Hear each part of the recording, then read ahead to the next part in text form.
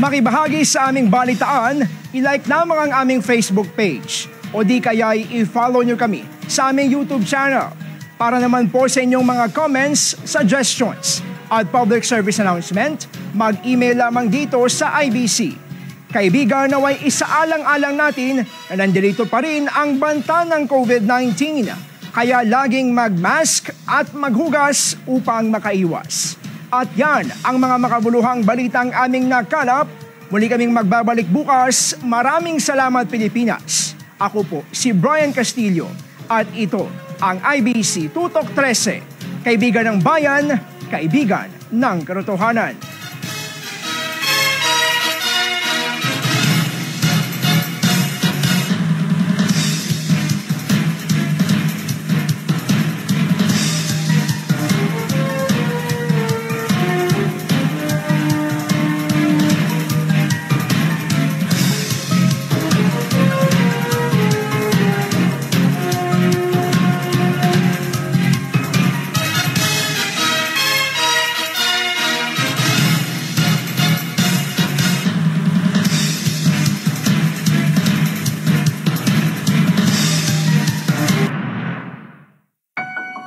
Ang saya-saya mo.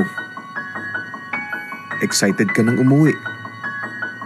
Di alintana ang takot. Buo ang loob na harapin ang pandemya.